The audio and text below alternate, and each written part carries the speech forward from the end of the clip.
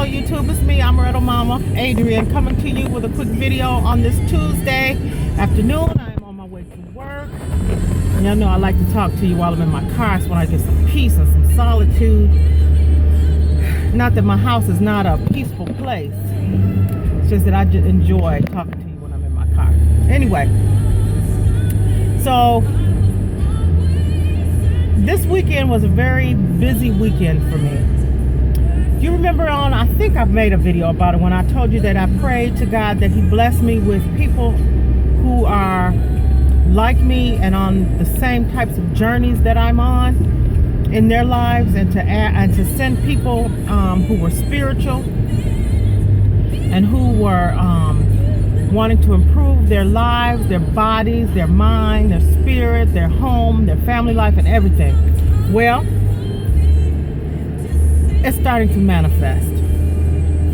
And I told you once that I was going to start being more social and touching people more. Stop being so closed off and super protective of myself. Well, you know, when you've been hurt, you learn how to protect yourself. And even if you're protecting yourself the wrong way or you're taking it too far, you feel comfortable with the fact that you are protecting yourself in your own way. Well, sometimes you take it too far, and I took it too far. So I isolated myself from everybody. My friends, my family, even my children. My man at the time. But he was the one who hurt me. But anyway, this is not what the video is about. What this video today is about, that's Whitney Houston in the background singing "You Give Good Love." It's kind of appropriate that you give good love to everybody that you come across. Just good love. Anyway, so this weekend I said I was going to get out more, start enjoying myself more, start socializing more, right? Okay. Well, Friday I went to the African World Festival, which was at the Charles H. Wright Museum of African History, downtown Detroit. Then on Saturday I went to the Dream Cruise, which is something I do every year because I just love classic cars. And there's this hamburger joint that I call the hamburger drink, where I go and get my cheeseburgers every year. I go once a year. I get my cheeseburgers and my root beer, and I sit and watch the classic cars go by and have a good old time. Well, this year was a little bit different because even though I had plans to go to the Dream Cruise, the Woodward Dream Cruise, and I plan on doing this every year. One year I plan on having a classic car to drive down there one of these days. Even though I had plans to go down there, while I was there my plans changed again, and I wanted to go back down to the African World Festival. Well, I went. I got me an oil decanter that I put my oil in, and I love it. I got a incense box. It looks kind of like a casket to me, but it's really pretty. It's made out of cedar wood, and it's got holes in it, and you put your incense sticks, and it's got little places where you can put your incense cones, and it's decorative, and it's really beautiful. And I got that. I got me a dashiki, y'all. Oh, that's so funny. I got me a dashiki, which I ended up wearing on Sunday. So Saturday I went to the Dream Cruise. I went back to the African World Festival. And it's a good thing I did go because I took my oldest son with me, or actually he took me with him. And he ended up meeting some very influential people that will have huge influence on his life if he follows up with them. So I pray that he does that. Then on Sunday, I have been invited to 3 events on Sunday by 3 different people. And it just so happened that they all staggered at the times, and I was able to go to all 3 events. So Sunday morning, I went to church with my girlfriend Shani or Shaletta. Then I left from there, went and picked the kids up. They had already gone to their church. I went and picked the kids up, and we all went to my cousin Tracy's family picnic. We went there. Then after that, I came home and took a nap, got up, got dressed, and went to another girlfriend, Angie's birthday gathering at this place called the Charmax Hall in Redford off of Lasser Road. Lasser and where was I? I was off of Lasser and Grand River. And it was right down the street from this little theater that I have never seen. I can't wait to go there. I think they're playing an old movie, Forrest Gump, which is one of my favorites, on Saturdays and Sundays. So I'll go and see that. That'll be something else to do. But anyway, so I ended up on Sunday going to church, to a family picnic, then going to a birthday party, all on one day. And I really enjoyed myself. And I made a vow to myself that I would start accepting more invitations, making time to spend time with the people who care about me and the people that I care about. I can no longer live behind this wall that I placed myself behind. It's a pretty wall. It really is. But I can no longer live behind this wall. It's time for me to break this wall down and to start enjoying life, because my God is a good God, and He's always been good to me. He's never, ever, ever, ever, ever denied me of good things. And I know that He has a plan for me. He knows what the plan is. And once again, I said it before, He's slowly revealing what the plan is to me. But I'm walking in the plan now. And I see some things happening in my life that should have happened a long time ago, because people see things in me that I refuse to see in myself because I didn't think I was worthy. I have a friend named Terry, who told me, we were at work one day and I was so sad. I was so very sad. And she asked me, she said, "Hey, what's the matter?" And we had just met, really. We didn't know much about each other that we knew of at the moment. But I told her the truth. I said, "I'm really sad." I said, because I think God has put me here to suffer. And when I told her that, it broke her heart. She actually cried for me. Now here's this woman who was just getting to know me, who really didn't know me, who probably felt the essence of me, something that I had not felt in myself. But she cried for me. And she said, "No, you were not put here to suffer." This was years ago now. "You were not put here to suffer." She said, "I wish I could talk to you and help you to realize that your calling is not to suffer." And we left it alone. We didn't talk about it anymore.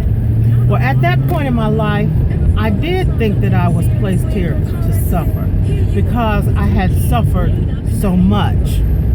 Now, everybody has trials and everybody has tribulations, and I've had my share.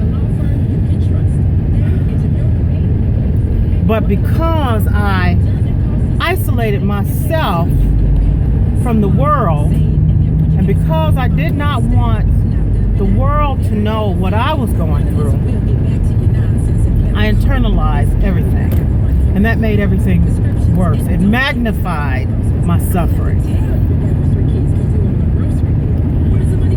That was years ago, when I thought that it was God's plan for me to suffer. But I realized something. Even years after Terry told me, no, that was not God's plan for me to suffer, it took me some time to realize myself that that was not his plan for me. Do y'all hear that noise? One of my kids was driving my car, and this is the noise that my car is making. Now I got to put it in the shop tomorrow. But anyway, I realized when I embraced my Christian religion, I've always embraced my spirituality. I've always recognized and acknowledged and thanked God for his existence and for loving me. But when I accepted Jesus Christ as my Lord and Savior, I realized then, it wasn't instant, but eventually I realized that it was not God's plan for me to suffer, because he sent Jesus to suffer, not just for me, but for all mankind. So if Jesus was sacrificed for my sins, and if he suffered for me, then who am I to think that that wasn't good enough?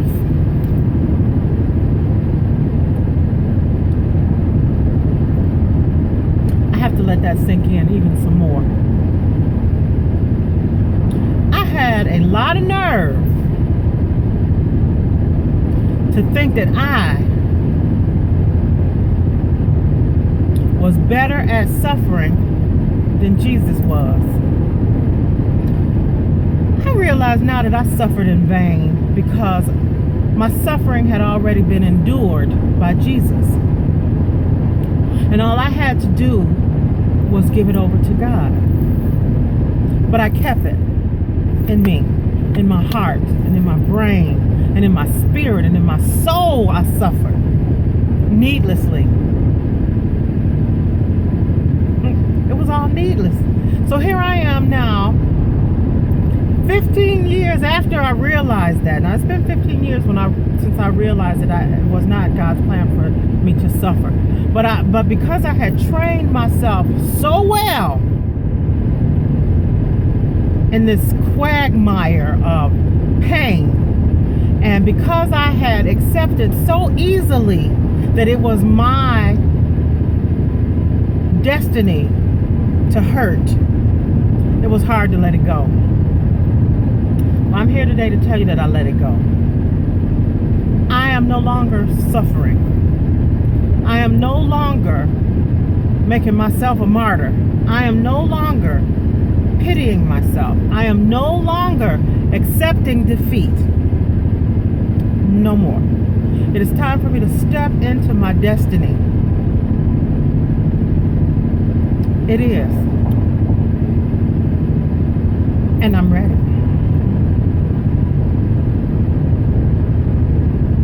So here I come. I was listening to the radio the other day, and a Diana Ross old disco classic came on that turned out to be one of the anthems for the homosexual community. I'm coming out. I'm going to sing it to you. Here it goes. I'm coming out. I want the world to know. I got to let it show. I'm coming out. Okay. I'm coming out. Not in a homosexual way, because I'm not a homosexual. I'm very much heterosexual, and I love men. I love women too. I love humanity, but I'm not attracted to women. I am only attracted to men. So when I tell you that I am coming out, I'm not coming out sexually or with a sexual preference. I am coming out with a preference for living, with a preference for the finer things, with a preference for the better things. I am coming out of my shell, coming out of pain and coming out of misery, and stepping into goodness, stepping into gladness, stepping into happiness, stepping into joy. If you don't know where I've been, and if you don't know the misery I felt, then you don't understand how good it feels to tell you that I'm coming out of that. phase in my life. I am only looking for good things, and I am only accepting good things. I am only accepting happy things. Now, I'm not naive. I know that life happens, and there's the good and the bad. But I've had enough bad to last me a lifetime. So when the bad comes, now I am no longer going to grab it. I'm no longer going to hold on to it. I'm no longer going to hoard it. I am emptying myself of, forgive me. I am emptying my body. I am emptying my soul, emptying my spirit, emptying my heart, emptying my mind, emptying my gut of all the bad. I'm giving it to God. And I'm stepping into a life of favor. Yeah. I'm stepping into a life of favor. There was a cliche that I would hear within the religious community, the Christian community especially, where they would say, I am blessed and highly favored. And I would say, I'm blessed and highly favored. But I didn't know what it meant. I know what it means.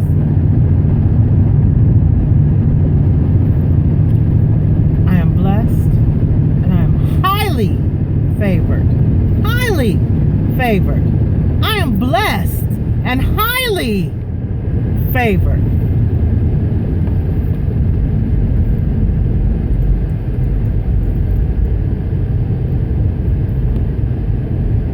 Highly favored. Highly favored. I don't think I can say it enough that I am highly favored. Highly favored. Highly favored. Not just favored, but highly favored. I don't think I can say it enough. Okay, I'm going to end this on that note because I'm about to start shouting right now. Whew. Hallelujah. Okay, thank you. I'll talk to you later. Highly favored. We are highly favored.